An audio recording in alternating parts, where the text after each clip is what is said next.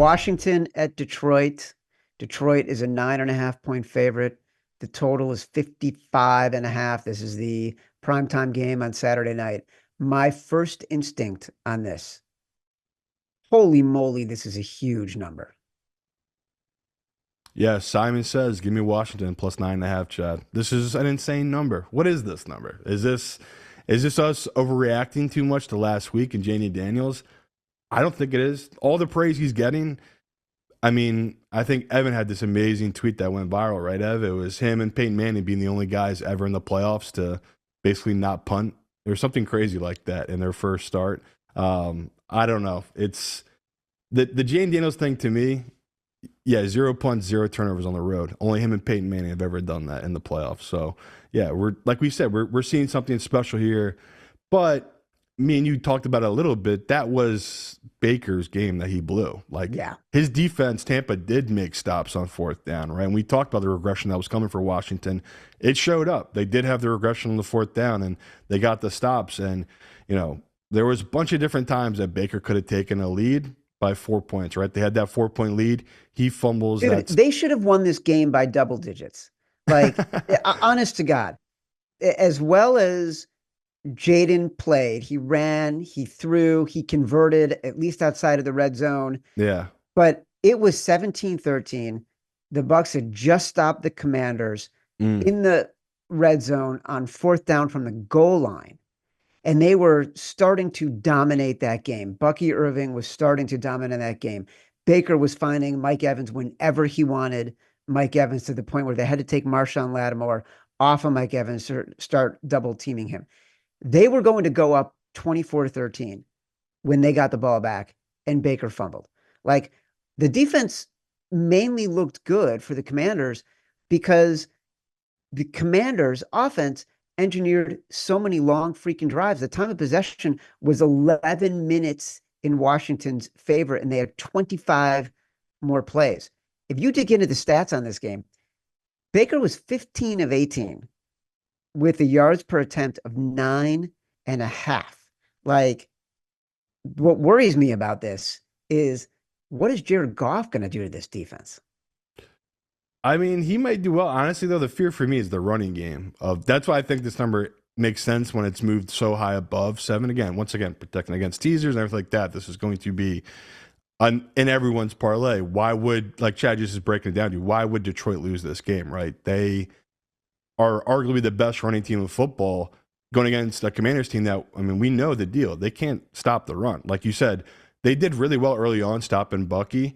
But once the game gets into the second half and they're worn out, that front line, you can run the ball in Washington. Now, you know, we're in a different stratosphere at this point, especially if, you know, Montgomery's back. I mean, Montgomery's supposed to be back, yeah. Yeah, it's the ultimate combo. So that's why I understand the move. But to me, it's really all about the fourth downs. And that's what I'm banking on here, betting this number, where this game is basically going to come down to both sides and what they can do on fourth downs. And, you know, Jayden Daniels, there's no one on Detroit's front seven that can stay with him and stop him. Like, they don't have that X factor that can slow him down and kind of change the game with what we've seen Jayden Daniels do, which is he's so cool, calm, and collective. You know exactly when to run, when to make the right pass, when to make the right read. And, you know, we knew going to that game that whoever made the mistake was going to lose. He was the vet in that game, right? Like you just said, Baker with that fumble was stupid, but the really dumb boneheaded play by Baker was him trying to run the ball himself instead of hand it off to Bucky. And get stopped on that short, what was that, 2nd and 1 or 3rd and 1, and then they get stuffed the next play. Right, and the next play, the center snapped it. Right, no one else was ready, yeah. And so the whole thing was blown up. And, like, again, that's a veteran team making those stupid mistakes in clutch moments. On the flip side, Jayden Daniels, once again, 2-minute drill, drove the field, whatever that was, 4 minutes left in the game, ate all the clock up, perfect drive, sealed it with a field goal. It's, you know, we talk all the time. There's just certain guys that you never seen it before, and you have to adjust to it. And like Chad just said, he got lucky, Jayden Daniels. He put his team in the best position, but we just broke it down. Baker lost that game. He was all set up for Baker on multiple times to either close the game out or go up 2 scores and kind of put the nail in the dagger, right? End that game and nail in the coffin and end that game. And, you know, he just didn't do it. On the flip side, as much respect as we do have for this Detroit team, I mean, this is going to shock people. I actually like the over two in this game. It's 55. It's a huge over. But this just, everything about this game just screams shootout. Like, there's nothing defensively. I know people are like, well, look at their last game against the Vikings. Aren't we all in agreement that was more about Sam Darnold than anything else? Even if you break down that film, he had guys open. And, you know, that Jayden Daniels ain't going to miss those throws, I don't think. This kid is just so poised. And, you know, the pros I talk to that are betting against him in this spot, the reasoning is sound, right? It's really relying on that offense of Detroit and the fact that they're betting on what we bet on last week, which was fourth down regression from that team in Washington, which, you know, we know it's going to happen. Me and Chad are ready for that. But I also think, you know, what he did last week, what were they 60%, Evan, on fourth down last week? But that feels right rather than, I think they're 80% or something above that for the whole season. Like 60% makes more sense. That's how special Jayden Daniels is. So, yeah, for me in this matchup, Chad, I know it's crazy, but of all the games this week, this one feels like not the most inflated line, but it really does of all the lines. Like, this is the one that doesn't seem right to me at all. And, you know, the fact that you can get Jayden Daniels right now at plus 380, plus 400, a couple of books straight up to win this game. How do I not bet that? Like, there is value there facing this Detroit team that has had issues stopping really high-powered offenses. And we've seen, you know, the Lions are incredible.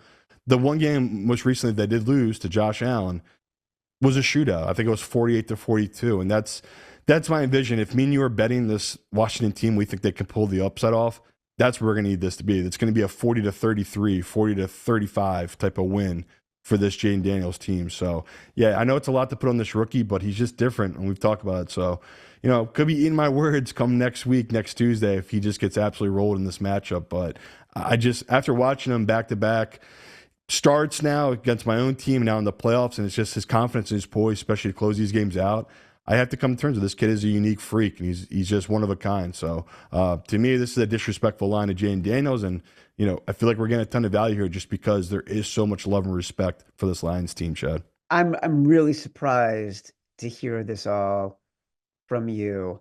Not that you don't like the Lions at 9.5, but that the Commanders would be your Simon Says with a rookie quarterback. Well, you did take the Eagles. What's that? I said you did take the Eagles, but yeah. Yeah, well, I mean, it's just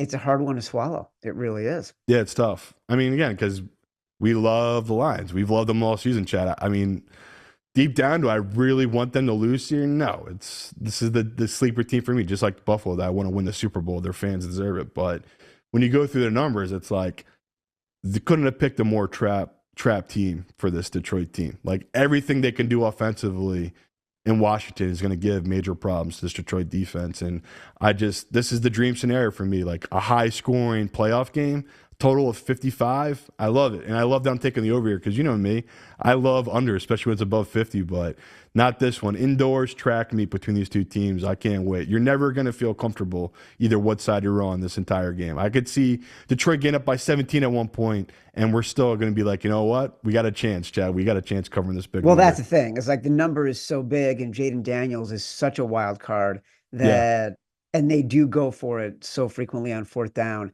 The variance is just so much higher. Like the chance to score a lot of points is going to be there. I was not like immediately when I saw this 55.5, I'm like, oh yeah, we're going to be on the under in this game. And so this is like the alternative, the opposite day. Simon taking the huge rookie underdog and the huge over. You know, it's got to be a lot for me to take it over because I always want to take under. So, yeah I really do have a vision for this game, and I'm hoping it pans out that way.